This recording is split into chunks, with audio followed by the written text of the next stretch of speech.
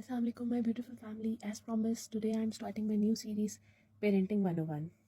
इसमें हम सारी बेसिक प्रॉब्लम्स डिस्कस करेंगे जो आजकल के फर्स्ट टाइम पेरेंट्स और खास तौर पे फर्स्ट टाइम मदर्स फेस कर रही हैं। इस सीरीज़ का फॉर्मेट थोड़ा हटके होगा। इसमें हम कुछ फन फैक्ट ज़रूर डिस्कस करेंगे। हर वीडियो के स्टार्ट में मैं आपसे कुछ क्वेश्चंस ऐसे डिस्कस करूँगी जो हमारे माइंड में अक्सर आते हैं लेकिन उनका हमारे पास कोई आंसर नहीं होता, और हर वीडियो के एंड पे हम उनका आंसर डिस्कस करेंगे आपसे। So starting with today's basic video. आज का फन फैक्ट और क्वेश्चन ये है कि आखिर एक बच्चा सबसे ज़्यादा पहले अपने पापा का नाम लेना क्यों शुरू करता है?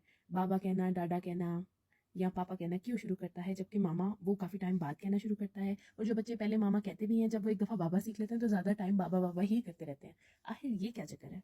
इंशाल्लाह इस वीडियो के एंड पे हम इसके बारे में ज़रूर बात करेंगे। So what is parenting? Parenting is caring for ones children, raising them and nurturing them throughout their life, providing guidance for different life situations।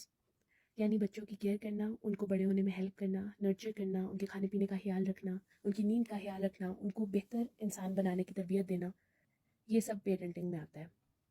इसकी 2 बेसिक रिक्वायरमेंट्स हैं, यानी कि बच्चों की नीड्स को समझना और उनको वो चीज़ प्रोवाइड करना जिस चीज़ की उनको ज़रूरत है, और एक गुड जजमेंट। गुड जजमेंट बहुत इंपॉर्टेंट चीज़ है, क्योंकि कितनी चीज़ें ऐसी हैं आजकल माशरे में आपको तरह तरह की बातें सुनने को मिलती हैं नई माओं को, खास तौर पर क्योंकि अब माहौल बदल रहा है। हमारी माओं ने हमें जिस तरह बड़ा किया वो एक अलग चीज़ थी, अब हम जिस माहौल में अपने बच्चों को बड़ा करें वो बिल्कुल डिफरेंट है, और इसके अंदर रहते हुए हम लोगों ने खुद नई नई चीज़ें समझनी भी हैं, वक्त के साथ साथ खुद को भी बदलना है, अपने स्टाइल्स को भी बदलना है, और बच्चे की सारी नीड्स को पूरा करना है।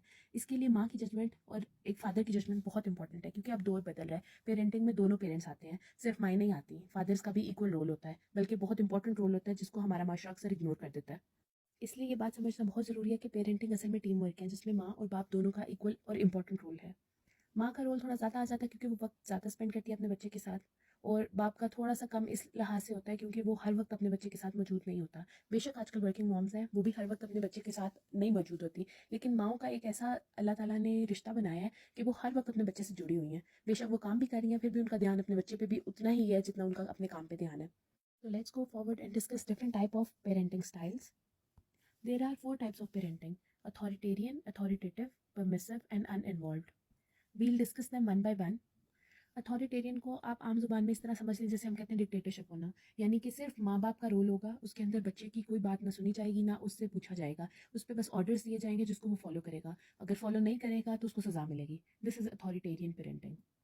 इसमें रूल सेट कर दिए जाते हैं, और अगर बच्चा उन रूल से ज़रा सा भी हटता है तो उसको बहुत ज़्यादा सफ़र करना पड़ता है, कॉन्सिक्वेंसेस जो कि पनिशमेंट होती है डिफरेंट टाइप्स की। नेक्स्ट कम्स अथॉरिटेटिव, जिसमें एक पॉजिटिव रिलेशन होता है पेरेंट्स और चिल्ड्रन के बीच में। कुछ ग्राउंड रूल सेट होते हैं, बच्चों की भी बात मानी जाती है, पेरेंट्स की भी बात मानी जाती है, दोनों पार्टीज अपनी नीड्स, अपनी बातों को अच्छी कम्युनिकेशन के थ्रू एक दूसरे तक पहुंचाती हैं। इसमें पॉजिटिव रेनफोर्समेंट पे ज़्यादा अमल किया जाता है, यानी कि कोई भी अगर अच्छा काम करे बच्चा तो उसके लिए रिवॉर्ड्स हैं, अगर वो कुछ गलत करता है तो उसके बारे में बात की जाती है और बिठा के उसको समझाया जाता है, और बाद बे बात उसको सजाएं नहीं दी जाती। नेक्स्ट आता है परमिसिव। इस तरह के पेरेंट्स की ये सोच होती है कि बच्चे तो बच्चे हैं, उनको जो वो करते हैं उनको करने दिया जाए, वक्त के साथ साथ खुद ही सीख जाएंगे। इसमें बेजा बच्चों को खुली छूट दी जाती है और उनकी हर तरह की बातें मानी जाती हैं। इसमें मेन रोल बच्चों का होता है, यानी बच्चे डिसाइड करते हैं कि क्या खाना है, क्या करना है, क्या पहनना है, किधर आना है, किधर जाना है, उनको किसी भी चीज़ से रोका नहीं जाता। लास्ट टाइप आती है अनइन्वॉल्व पेरेंटिंग, जिसमें निगलेक्ट आता है, यानी पेरेंट्स को कोई फ़र्क नहीं पड़ता कि बच्चे क्या कर रहे हैं, किस तरह से कर रहे हैं, जो काम हो रहा है वो कहते हैं बस चलने दो। कहाँ जा रहे हैं, किससे मिल रहे हैं, वो बिल्कुल भी इन्वॉल्व नहीं होते अपने बच्चों के किसी भी काम में, और बिल्कुल भी इंटरेस्ट शो नहीं करते। अब आपकी स्क्रीन पे जो चार्ट आ रहा है इसमें आप देख सकते हैं कि किस तरह डिफरेंट पेरेंटिंग स्टाइल्स बच्चों के ऊपर इफेक्ट करते हैं और उनकी रिस्पॉन्सिवनेस किस में सबसे ज़्यादा है। सबसे ज़्यादा रिस्पॉन्सिव बच्चे यकीनन परमिसिव पेरेंटिंग में होते हैं, जो कि चाइल्ड ड्रिवन है, यानी बच्चे ही डिसाइड करते हैं और बच्चे ही खुश रहते हैं, अपनी मर्जी करते हैं, और इस तरह के पेरेंट्स किसी भी तरह की कॉन्फ्लिक्ट को अवॉइड करने के लिए हर तरह से बच्चों की ही बात मानते हैं। लेकिन आप जानते होंगे कि किसी भी चीज़ की ज़्यादती बिगाड़ पैदा करती है, इसी तरह अगर आप बेजा किसी बच्चे की बात मानेंगे तो वो भी बिगाड़ का सबब बनेगी। सेकंड नंबर पर आती है अथॉरिटेटिव पेरेंटिंग, जिसमें पेरेंट्स और बच्चे दोनों मिलकर अपना पॉइंट ऑफ व्यू एक दूसरे तक पहुंचाते हैं और ओपन कम्युनिकेशन होता है। इसमें कुछ ग्राउंड रूल सेट होते हैं और पेरेंट्स और बच्चे मिलकर अपना रिलेशनशिप भी बेहतर रखते हैं और ज़िंदगी के मुख्तलिफ मसाइल को भी अच्छे तरीके से हल कर सकते हैं। ये बच्चे एक सोशली बैलेंस्ड लाइफ गुजारते हैं और सजा के खौफ से भी बचे रहते हैं। थर्ड आती है निगलेक्टफुल पेरेंटिंग। उसके ऊपर रिस्पॉन्सिवनेस बच्चों की कम होती है, लेकिन वो ज़्यादातर बेचारे बच्चे हर्ट होते हैं और उनकी पर्सनैलिटी के अंदर बहुत से नेगेटिव पॉइंट्स आ जाते हैं, क्योंकि उनके पेरेंट्स उनकी किसी भी बात पे कोई भी तवज्जो नहीं देते। Lastly it is authoritarian parenting, जिसकी सबसे कम रिस्पॉन्सिवनेस है बच्चों में, क्योंकि ये parent driven one way communication वाली स्ट्रिक्ट पेरेंटिंग है, जिसके अंदर सेट रूल्स हैं, उनको तोड़ने पर बहुत स्ट्रिक्ट पनिशमेंट्स दी जाती हैं।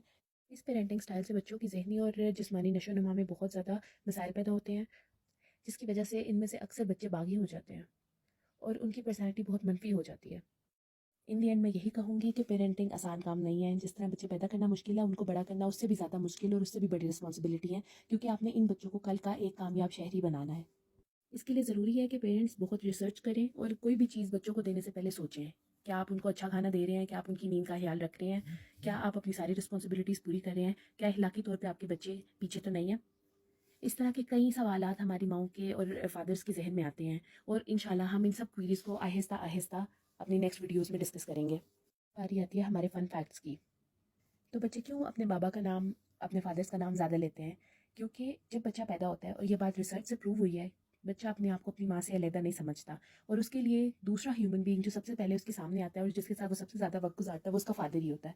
तो इसलिए उसकी ज़िंदगी में आने वाला पहला इंसान उसका फादर होता है, ना कि उसकी माँ, क्योंकि माँ को तो वो अपनी जिस्म का हिस्सा समझता है और 3 महीने तक बच्चे को ये फील नहीं होता कि वो पैदा हो गया और वो अपनी माँ से अलग है। वो अपनी माँ का ही हिस्सा अपने आप को तसव्वुर करता है। इसलिए बच्चे सबसे ज़्यादा अपने बाबा का नाम पुकारते हैं।